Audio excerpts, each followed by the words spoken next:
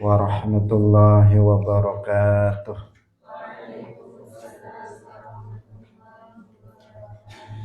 Alhamdulillahi rabbil alamin. Lahun ni'matu wa lahul fadlu wa lahul thana'ul hasan. Wassalawatullahil barrir rahim wal malaikatil muqarrabin ala sayyidina wa maulana Muhammadin wa ala alihi wa ashabihi tayyibin tahirin. Allahumma la sahla illa ma ja'altahu sahla wa anta taj'alul hazna idza syi'ta sahla. Allahumma arzuqna al-ikhlasa fi niyyati wal qawli wal amal wa ba'du. Ila nabiyyil mustafa sallallahu alaihi wasallam wa ikhwanihi minal anbiya'i wal mursalin والشهداء والصالحين خصوصا إلى سلطان الأولياء الشيخ عبد القادر الجيلاني والشيخ أحمد الرفاعي والشيخ بهاء النقشبندي والشيخ عبد الله الهرري وإلى أرواح مؤسس جمعية نهضة العلماء الشيخ محمد هاشم أشعري والشيخ بسر سنسوري والشيخ عبد الوهاب حسبوه وإلى أرواح جميع أهل القبور من المسلمين والمسلمات. الفاتحة. أعوذ بالله من الشيطان الرجيم. بسم الله الرحمن الرحيم. الحمد لله رب العالمين الرحمن الرحيم مالك يوم الدين إياك نعبد وإياك نستعين اهدنا الصراط المستقيم صراط الذين أنعمت عليهم غير المغضوب عليهم ولا الضالين آمين. Hadirin hadirat kaum muslimin muslimat, pemirsa Madu TV rahimakumullah. Alhamdulillah, kita bersyukur kepada Allah Subhanahu wa taala. Di pagi hari ini Allah Subhanahu wa taala kembali mempertemukan kita dalam majelis ilmu. Semoga Allah Subhanahu wa taala menerima amal soleh yang kita lakukan ini. Amin ya rabbal alamin.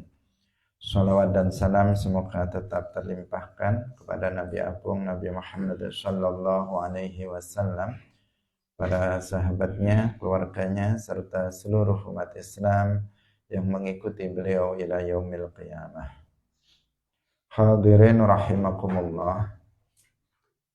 Mari kita ikhlaskan niat kita lillahi ta'ala.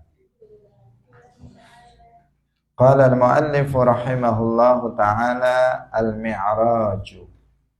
Utawi iki iku nerangaken mi'raj. Al-mi'raj utawi mi'raj iku sabitun tetep binassil ahadisi kelawan nase pira-pira hadis as-sahihati kang sahih.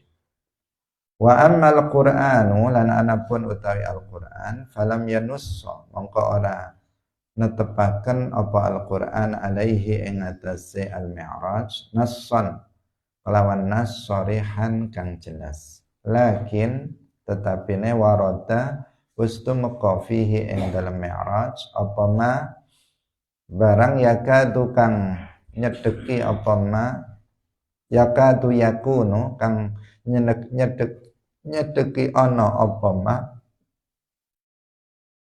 nassan iku nassan nas sharihan kang jelas. Qala Allah Ta'ala, qala wasdawu sapa Allah Ta'ala, wa laqad ra'ahu nazlatan ukhra 'inda sidratil muntaha 'indaha jannatul ma'wa. Fa in qila mengko lamun den ucapaken qauluhu utawi dawuhe Allah walaqad ra'ahu yahtamilu iku yahtamilu qauluhu utawi dawe Allah walaqad ra'ahu iku yahtamilu mengku apa qaul ayyakuna ing yen ta ana apa mi'raj iku ru'yatan peningal manamiyah kang bangsa mimpi. Kulna jawab sapa kita hadza utawi iki iku takwilun takwil. Wala yasughu lan ora wenang apa takwilun nafsi nakwil nas ay ikhrajuhu tegese ngetokaken nas an zahirihi saking zahirin nas li ghairi dalilin krana tanpa dalil akliyen kang bangsa akal qati'en kang ora kena den bantah aw sam'iyyan utawa dalil sam'i sabitin kang sabit kang tetep kama qalahu kaya keterangan qalahu kang wis ngucap ing ma sapa Ar-Razi Imam Ar-Razi fil Mahsuli ing dalam kitab Al-Mahsul. Walaisa lan ora ana huna ing dalam kene panggonan dalilun utai dalil ala zalika ing atase mangkono-mangkono takwil. Hadirin rahimakumullah, kita telah menjelaskan tentang masalah Al-Isra dan juga keajaiban-keajaiban yang dilihat oleh Rasulullah Shallallahu Alaihi Wasallam dalam perjalanan Al-Isra.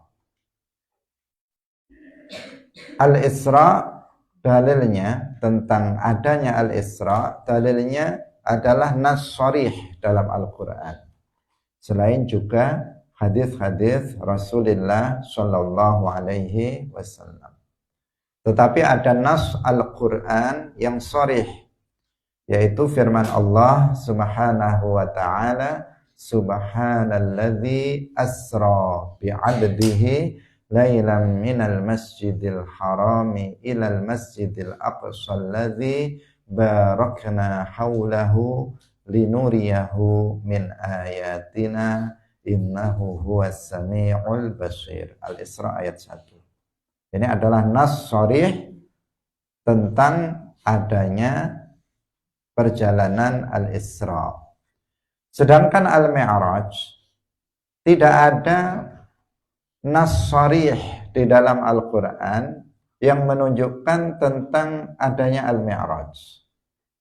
Tetapi ada nas yang mendekati sharih. Ada nas Al-Quran yang mendekati sharih. Tidak sharih sekali karena tidak menggunakan kata lafadz aroja misalnya. Tidak ada kata aroja dalam nas Al-Quran itu. Tetapi ada nas yang mendekati sharih, mendekati jelas, yang itu menunjukkan tentang peristiwa Al-Mi'raj. Yaitu yang ada dalam surat An-Najm. Ayat 13, 14, 15.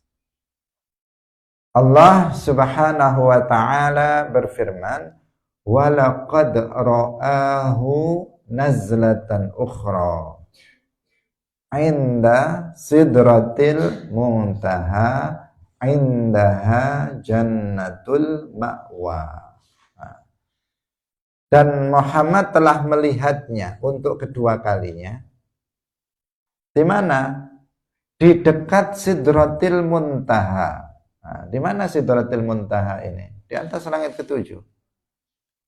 Sidratul Muntaha itu adalah sebuah pohon yang sangat besar dan indah. Yang sangat besar dan indah. Akarnya ada di langit keenam. Kemudian ujungnya berada di atas langit ketujuh. Itu pohon Sidratul Muntaha yang sangat indah, tidak ada seorang pun yang bisa mensifati keindahannya. Nah, nanti akan diterangkan di bawah seperti apa pohon Sidratul Muntaha itu. Tapi yang pasti bahwa Sidratul Muntaha itu ada di atas langit keenam menjulang sampai di atas langit ketujuh. Kemudian disebutkan indaha jannatul ma'wa.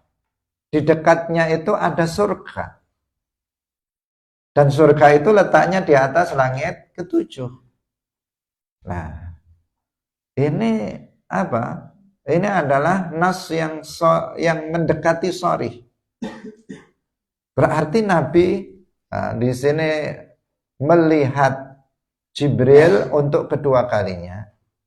Karena Nabi Muhammad itu melihat malaikat Jibril dalam bentuk aslinya itu dua kali.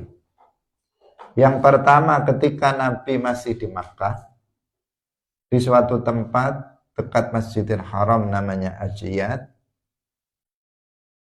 Kemudian yang kedua kalinya Nabi Muhammad melihat bentuk asli malaikat Jibril ketika beliau berada di atas langit ketujuh. Yang disebutkan di sini inda sidratil muntaha indaha jannatul ma'wa. Dalam bentuk aslinya. Karena malaikat Jibril biasanya kalau menemui Nabi itu tidak dalam bentuk aslinya, tetapi dalam bentuk yang lainnya. Sering malaikat Jibril merubah bentuknya menjadi seorang laki-laki tanpa alat kelamin, seorang laki-laki yang tampan. Nah, melihat Rasulullah melihat Jibril dalam bentuk aslinya cuma dua kali. Yang pertama ketika di Makkah, Nabi pertama kali melihatnya beliau pingsan. Bukan karena takut, tetapi karena terkejut dengan keagungan ciptaan Allah Subhanahu wa taala, keajaiban ciptaan Allah Subhanahu wa taala. Malaikat Jibril dengan ukurannya yang sangat besar, dengan sayapnya sejumlah 600 sayap. Satu sayap dikibarkan, maka ufuk timur dan barat tertutup. Nah, melihat keajaiban yang seperti itu, Rasulullah pingsan. Tetapi pada yang kedua kalinya, Rasulullah Shallallahu Alaihi Wasallam itu tidak pingsan ketika melihatnya. Nah, di sini dikatakan bahwa Nabi melihatnya di mana? Nabi melihatnya di dekat Sidratil Muntaha, yang di dekatnya itu ada surga. Berarti di atas langit ketujuh. Berarti Nabi pernah ke sana, pernah ke atas langit ketujuh. Kapan itu? Yaitu di waktu Mi'raj. Nah, ini kan sudah mendekati sharih bahwa Nabi itu pernah di-mi'rajkan. Bisa difahami, di-mi'rajkan, dinaikkan dari bumi menuju ke atas langit ketujuh. Dalilnya ayat Al-Quran surat An-Najm ayat 13 sampai 15, mendekati sharih. Selain bahwa ada hadis yang sahih. Nah, bukan hanya satu hadis, tetapi ada beberapa hadis yang itu statusnya adalah sahih, yang menjelaskan tentang adanya peristiwa Al-Mi'raj ini. Sebagian orang yang mengingkari adanya Mi'raj, mereka berusaha mentakwilkan ayat. Nah, mentakwilkan ayat ini. Walaqad ra'ahu nazlatan ukhra indaha inda sidratil muntaha indaha jannatul ma'wa. Dikatakan ra'a, walaqad ra'ahu. Ra'a itu kan bisa berarti itu mimpi. Ra'a ru'yatan manamiyah. Nah, melihatnya dalam mimpi. Kan bisa jadi seperti itu. Sehingga diartikan walaqad ra'ahu nazratan ukhra, Nabi melihatnya dalam keadaan mimpi. Kan bisa jadi seperti itu.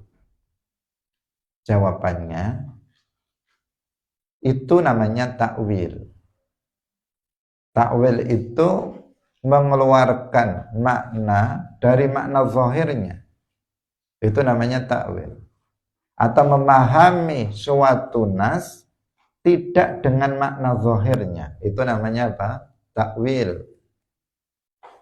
Kalau makna zahirnya, ayat itu melihat dengan mata dalam keadaan jaga, itu makna zahirnya. Sedangkan jika dimaknai dengan makna melihat dalam mimpi, maka itu namanya takwil, yaitu memahami sebuah nas tidak dengan makna zahirnya. Takwil boleh apa tidak? Tergantung. Jika ada dalil akli yang qati' atau ada dalil sam'i yang sabit, silakan takwil. Jika ada dalil akli yang qati'. Dalil akli yang qati' itu dalil akal yang tidak terbantahkan. Dalil akal yang tidak terbantahkan. Itu namanya dalil akli qati'. Atau ada dalil sam'i. Dalil sam'i itu dalil Al-Quran atau hadis yang sabit, yang sudah terbukti keberadaannya, bahwa hadis itu memang ada, ayatnya ada, hadisnya ada, dan dia sahih.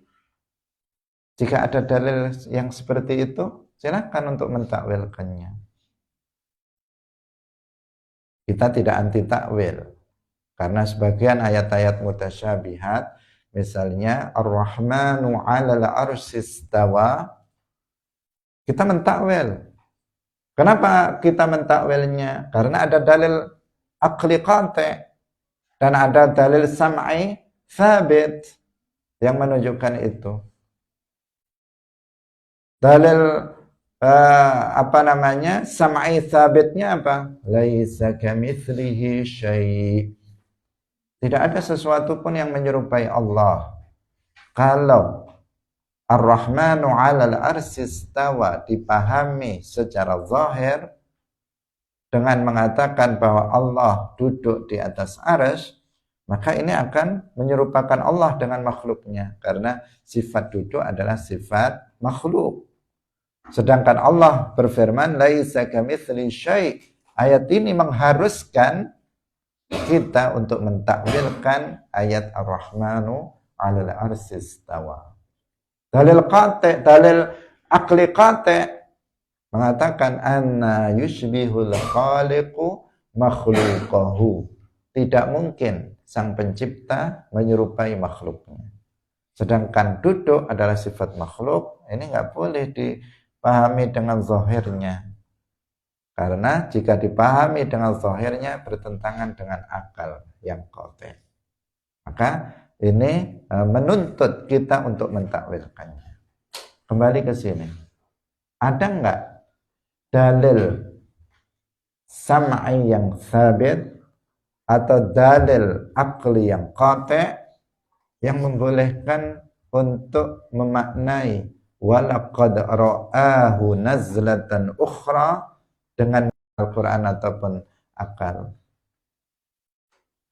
Jawabannya enggak ada. Jawabannya enggak ada. Enggak ada dalil, baik dari Quran maupun hadis maupun akal, enggak ada dalilnya. Kalau enggak ada dalil,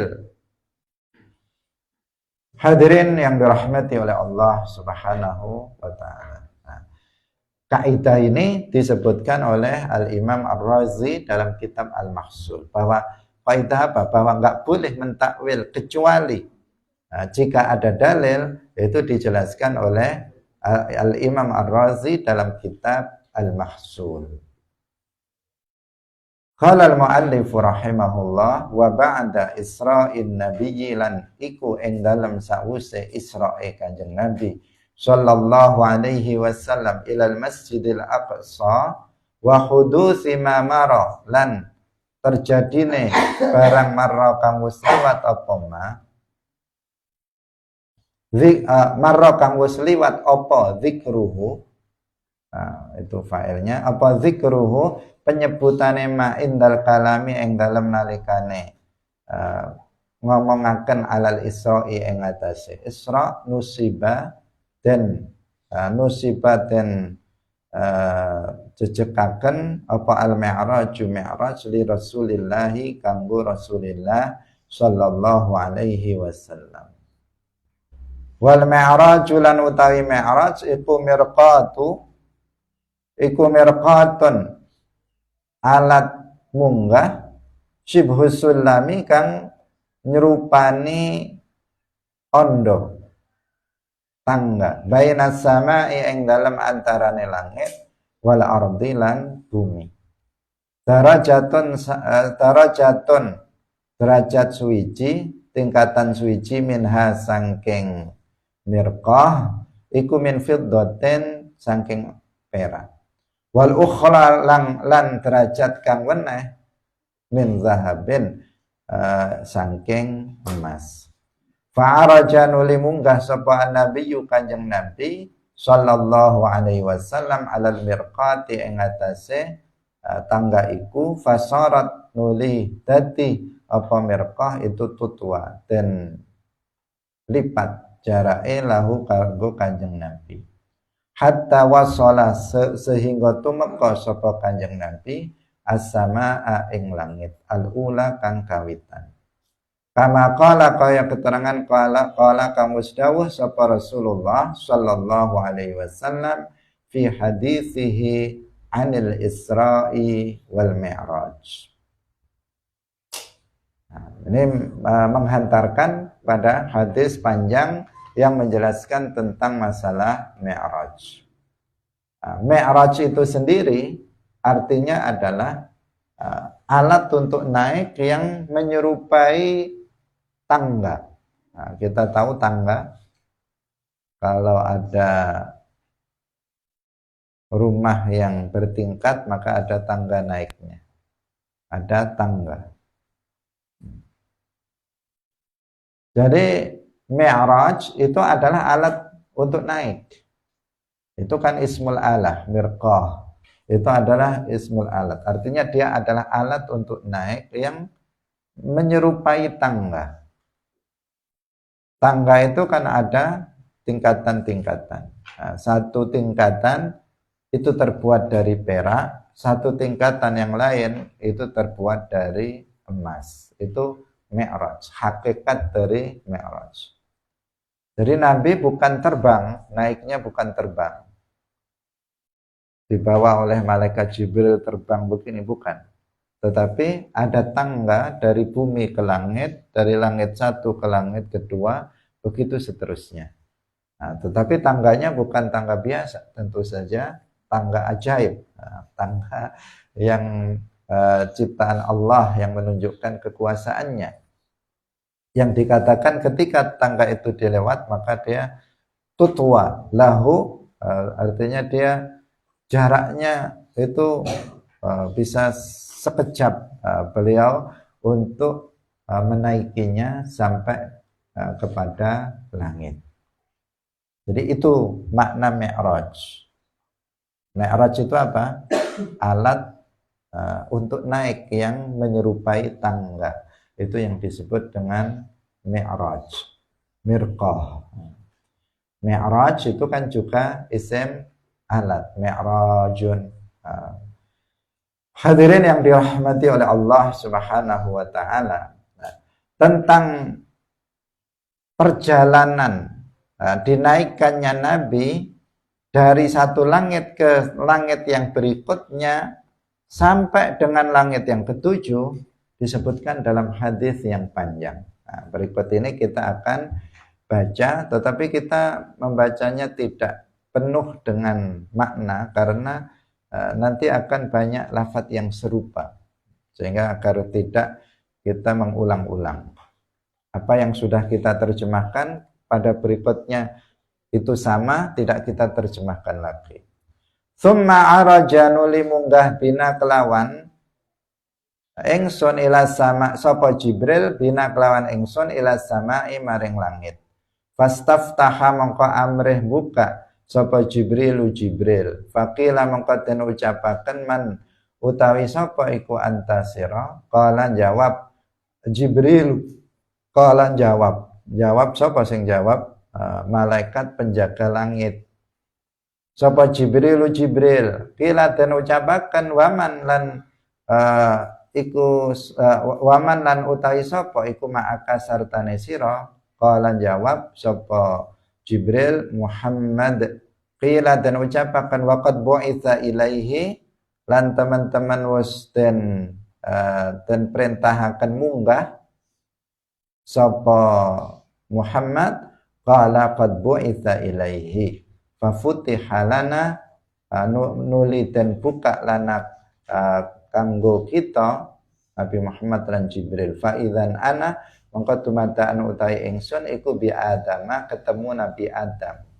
Farahaba nuli nyambut sapa Adam bi kelawan ingsun wada'a lan donga sapa Adam li kanggo ingsun bi khairin kelawan kebagusan. Tsumma araja bina ila sama'i tsaniyah maring langit asaniyati kang kaping pindho. Fastaftaha Jibril alaihi salam. Nah, ini kan sama dengan tadi. Faqila man anta? Qala Jibrilu. Qila wa man ma'aka? Qala Muhammadun. Qila wa qad bu'itsa ilaihi? Qala qad bu'itsa ilaihi. Fafutiha lana fa idzan ana mongko tumataan utawi ingsun iku bibnai kelawan bibnai al-khalati kelawan anak lanang lorone al-khalah rupane Isa bin Maryam, Isa putrane Maryam, wa Yahya bin Zakaria salawatullahi alaihima farahaba nuli nyambut sapa karone wa da'awa lan dongaaken sapa karone li kanggo ingsun bi khairin kelawan kebagusan. Jadi ketika Nabi tadi dinaikkan melalui tangga yang satu tingkatan terbuat dari perak dan satu tingkatan terbuat dari emas dengan cepat sampai ke langit pertama. Di langit pertama malaikat Jibril beliau meminta untuk dibukakan pintunya. Nah, itu untuk menunjukkan bahwa langit itu punya pintu, babus sama, pintu langit. Karena langit itu bukan sekedar batas pandangan mata. Langit itu bukan awan, bukan mendung, tetapi langit itu adalah benda padat, jismun katsif, benda yang bisa disentuh dengan tangan dan dia bahkan dikatakan asyaddu sulbatan minal ardi, kalau disentuh dia lebih keras daripada bumi ini. Langit memiliki pintu dan Nabi Muhammad bersama malaikat Jibril ketika mau naik di atas langit pertama, beliau meminta dibukakan pintu kepada malaikat penjaga pintu langit, karena setiap langit ada pintunya dan pintunya ada yang menjaga, yaitu malaikat. Malaikat Jibril meminta agar dibukakan pintunya, agar Jibril bersama Sayyiduna Muhammad itu bisa masuk ke atas langit. Ditanya, terjadi dialog antara malaikat penjaga langit dengan malaikat Jibril alaihi salam. Penjaga langit bertanya, ini terjadi di setiap langit. Bertanya, siapa kamu? Saya Jibril. Siapa yang bersama kamu? Saya bersama Muhammad. Nah, kemudian ditanya, waqad bu'itsa ilaihi. Nah, ini yang harus difahami dengan benar. Waqad bu'itsa ilaihi. Secara zahir orang yang nggak paham, dia akan mengatakan bahwa maknanya apakah Muhammad sudah diutus menjadi nabi? Apakah Muhammad sudah diturunkan wahyu kepadanya? Itu makna zahirnya. Tetapi di sini Syekh menjelaskan bahwa yang dimaksud waqad bu'itsa ilaihi adalah apakah Muhammad sudah diminta untuk naik ke atas langit. Itu maknanya. Bukan artinya apakah Muhammad sudah menerima wahyu untuk diangkat menjadi nabi, bukan begitu. Tetapi waqad bu'itsa ilaihi, apakah Muhammad itu sudah diminta untuk naik ke atas langit? Jawabannya qad bu'itsa ilaihi. Iya, Muhammad sudah diutus untuk naik. Fafutiha lana, kemudian dibukakan pintu langit itu. Ternyata di atas langit pertama itu sudah ada Nabi Adam alaihi salam yang menyambut beliau dan mendoakan kebaikan untuk Rasulullah sallallahu alaihi wasallam. Nah, karena di setiap langit nanti Rasulullah sallallahu alaihi wasallam akan bertemu dengan para nabi. Yang sekali lagi itu menjelaskan kepada kita bahwa para nabi itu setelah wafatnya masih memiliki tasarruf. Setelah wafatnya masih memiliki tasarruf, artinya bisa melakukan tindakan-tindakan tertentu. Setelah wafat mereka, bahkan dikatakan kemarin, Nabi bersabda, al-anbiya'u ahya'un fi quburihim yusallun. Para nabi itu hidup di dalam kuburnya, mereka sholat. Di saat Isra, Nabi pergi ke Baitul Maqdis, ternyata di sana seluruh para nabi mulai Nabi Adam sampai Nabi Isa sudah ada di sana menyambut. Mereka keluar dari kuburnya yang menunjukkan bahwa para nabi setelah wafatnya masih bisa memberikan manfaat untuk umatnya. Masih bisa memberikan manfaat untuk manusia setelah wafatnya. Nah, ketika Nabi Muhammad sallallahu alaihi wasallam naik ke atas langit, ternyata di setiap langit itu sudah ada para nabi juga yang menyambut kedatangan Rasulullah sallallahu alaihi wasallam. Menunjukkan apa? Menunjukkan kemuliaan Nabi.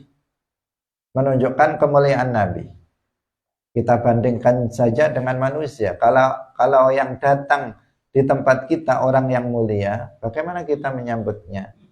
Kita pasti menyambutnya dengan sungguh-sungguh, dengan persiapan yang lama, misalnya. Oh, akan datang orang yang mulia, maka kita akan persiapkan tempatnya, hidangannya dan sebagainya, penyambutannya, dipersiapkan dengan betul-betul. Tapi kalau yang datang bukan orang mulia, santai saja.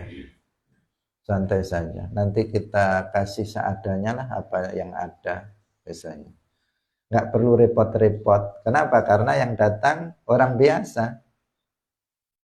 Yang datang orang biasa. Kalau yang datang orang mulia, maka penyambutannya akan sangat luar biasa.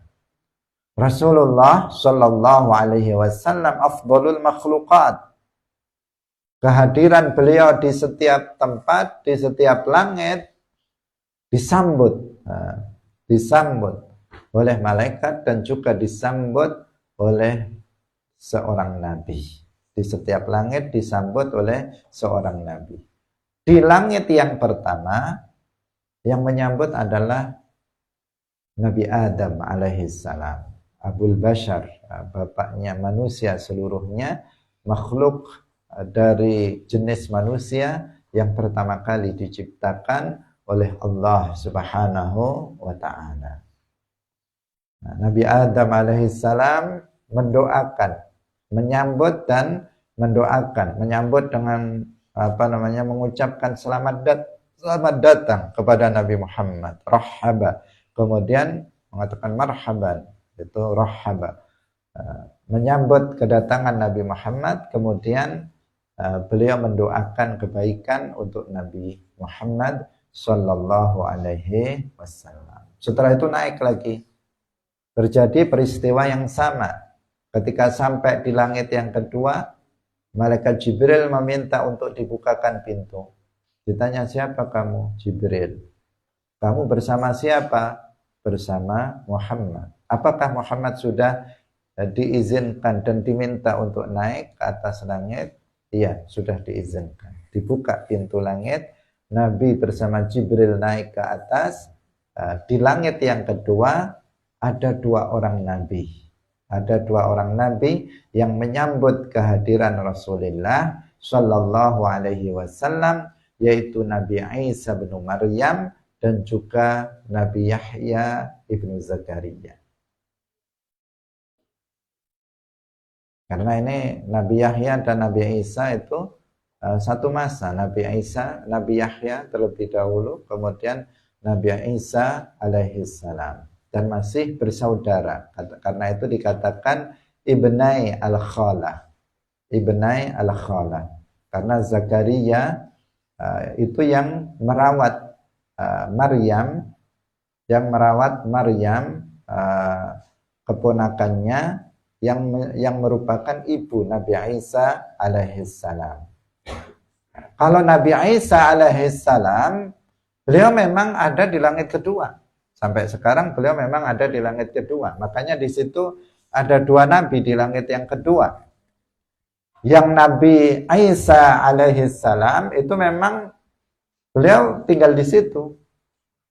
Sejak waktu itu ketika orang-orang Yahudi berusaha untuk membunuh Nabi Isa alaihissalam, kemudian Nabi Isa dinaikkan ke atas langit. Di langit mana?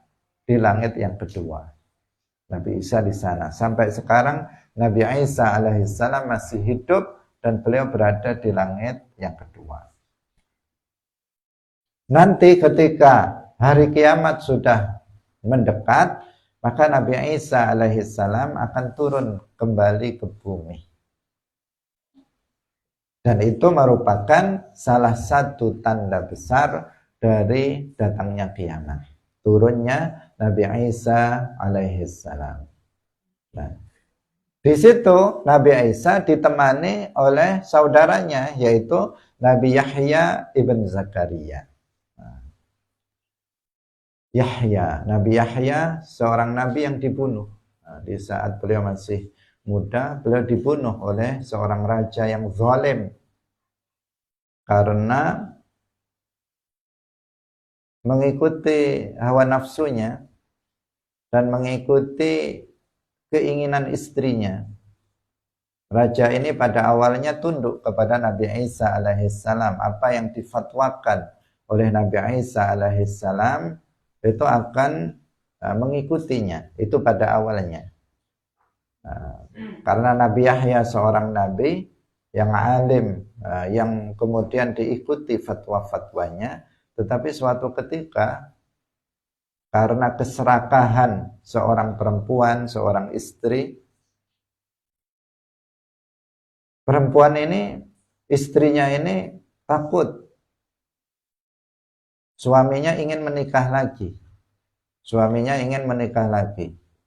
Dan dia takut kalau nanti suaminya itu akan menikah dengan orang lain, maka ini jadi cerita, nggak apa-apa ya, tambahan ya. Jadi kalau suaminya nanti menikah dengan orang lain, ini harta bendanya setelah matinya nanti akan diwariskan kepada orang lain. Takut. Karena perempuan ini senang sama dunia, senang dengan harta. Gak ingin hartanya nanti, harta suaminya pindah ke tangan lain. Ingin dikuasai oleh dia dan anaknya. Maka kemudian istrinya ini menawarkan kepada suaminya agar menikahi anaknya saja. Agar menikahi anak tirinya. Jadi perempuan ini ketika menikah dengan suaminya ini punya anak perempuan. Anak perempuan yang cantik. Kemudian ibunya ini ingin nanti agar hartanya nggak pindah ke orang lain, menawarkan agar suaminya menikahi anak dia. Ditanyakan kepada Nabi Yahya, apa hukumnya? menikahi anak tiri yang ibunya sudah dinikahi, ibunya sudah digauli, kemudian dinikahi, apa hukumnya? Nabi Isa tegas mengatakan haram, nggak boleh menikahi seorang anak tirinya. Di saat itu awalnya rajanya juga mau menurut, tetapi bisikan dari istri, bisikan dari istri terus menerus dihasut terus suaminya ini, akhirnya raja yang zalim ini menjadi dia nggak mau patuh lagi kepada Nabi Isa alaihissalam, bahkan dihasut untuk membunuh Nabi Yahya alaihissalam. Akhirnya Nabi Yahya dibunuh, dipotong kepalanya oleh raja yang zalim ini. Jadi banyak dahulu para nabi itu yang dibunuh oleh umatnya sendiri. Contohnya adalah Nabi Yahya alaihissalam dan juga bapaknya yaitu Zakaria. Nabi Zakaria alaihissalam itu juga dibunuh oleh seorang raja yang zalim ketika itu. Nabi Nabi Zakaria dikejar-kejar sampai kemudian Nabi Zakaria itu masuk ke dalam sebuah pohon agar tidak terlihat. Tapi iblis melihatnya. Nabi Zakaria melihat Nabi Zakaria masuk ke dalam pohon, kemudian iblis melihatnya, kemudian diberitahu tentara yang mengejar Nabi Zakaria, diberitahu Nabi Zakaria masuk ke dalam pohon itu. Diberitahu oleh iblis sehingga kemudian digergaji pohon itu dan Nabi Zakaria kemudian wafat syahidan sebagai nabi yang wafat mati syahid.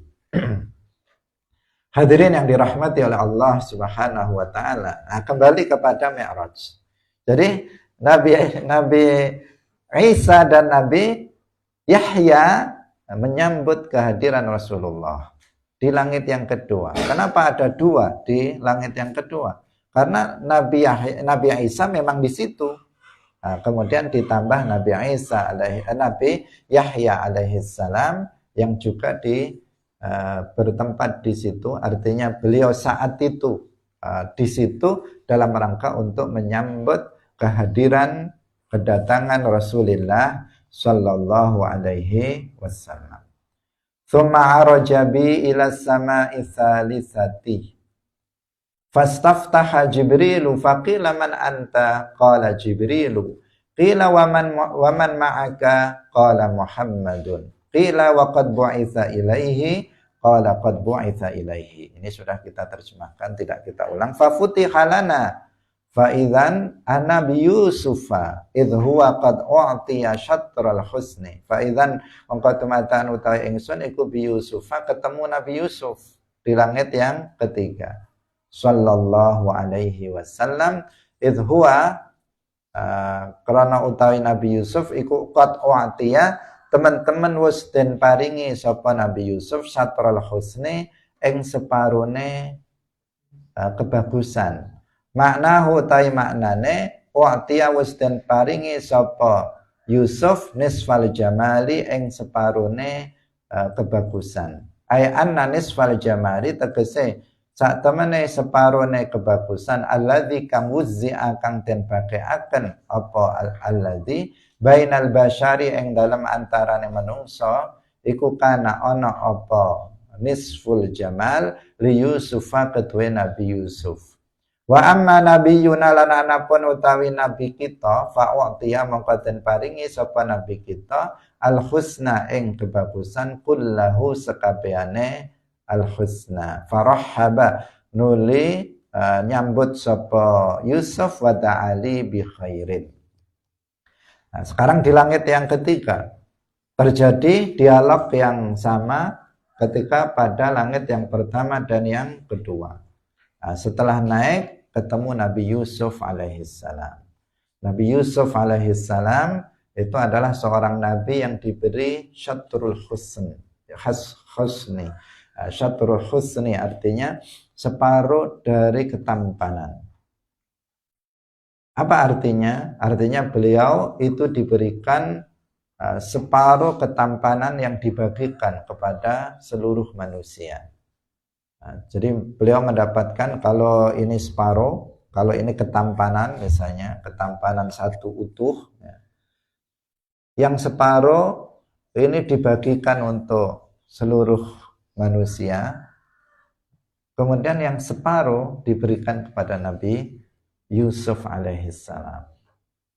Maka ya sangat tampan sekali Nabi Yusuf alaihissalam, sehingga sampai ibu angkatnya Zalikha itu tergila-gila dengan ketampanan anaknya sendiri, anak angkatnya yang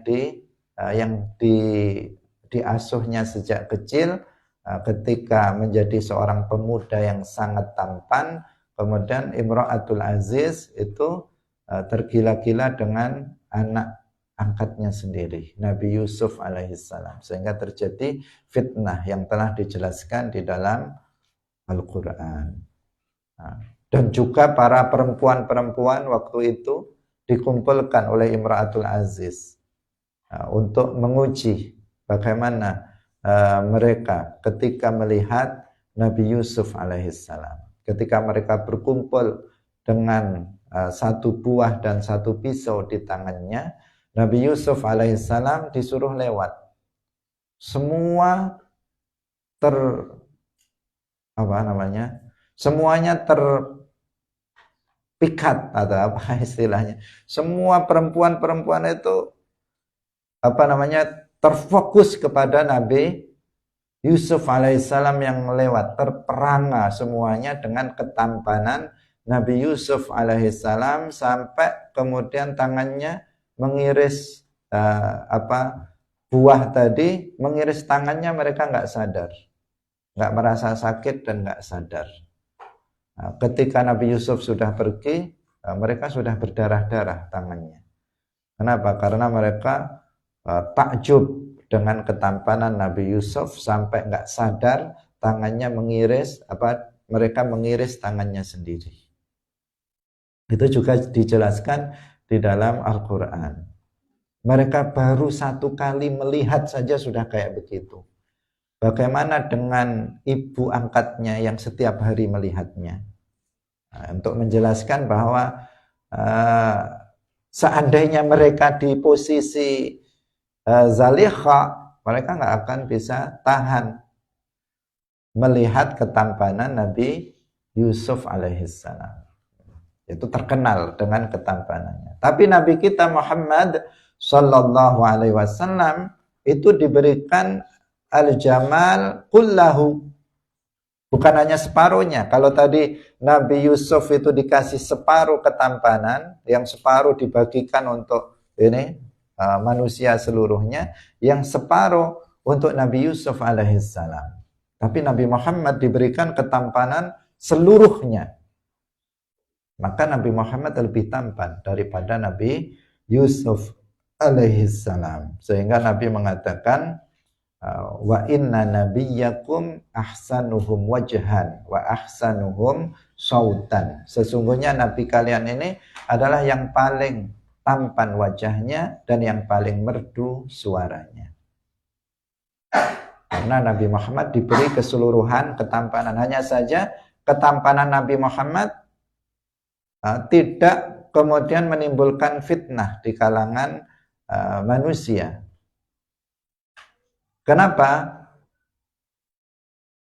Sehingga tidak ada cerita-cerita yang menggambarkan tentang ketampanan Nabi Muhammad sallallahu alaihi wasallam, padahal beliau lebih tampan dari Nabi Yusuf alaihissalam. Kenapa? Karena ketampanan Nabi itu ketampanan Nabi itu bisa mempengaruhi ketampanan orang yang berada di dekatnya. Jadi kalau Nabi Yusuf alaihissalam misalnya berduaan dengan atau bersama laki-laki yang lainnya, maka laki-laki yang lainnya jadi nggak terlihat. Kalau kita melihatnya jadi nggak terlihat. Kenapa nggak terlihat? Karena terlalu tampannya satu orang. Misalnya ini ada satu yang tampan, maka yang lain kan nggak terlihat oleh kamu. Yang terlihat cuma satu saja. yang lain kayak nggak ada. Nah, itu kayak apa? Itu ketampanan orang biasa. Tetapi kalau ketampanan Nabi Muhammad, jika beliau duduk bersama laki-laki yang lainnya, maka orang yang di dekatnya tersinari oleh cahaya ketampanan Nabi, sehingga mereka juga ikut menjadi tampan. Itu Nabi Muhammad Shallallahu Alaihi Wasallam. Nah, udah sampai di sini saja. Nanti kita lanjutkan lagi besok dalam perjalanan Mi'raj yang berikutnya. Semoga apa yang kita sampaikan bermanfaat. Barakallahu fikum. Wallahu muwaffiq ila aqwamit thoriq. Wassalamualaikum warahmatullahi wabarakatuh. La ilaha illallah. Allahumma salli ala sayyidina Muhammad wa ala alihi wa sahbihi wa sallim. Rabbi ghfirli wa liwalidayya wa lil mu'minina wal mu'minat.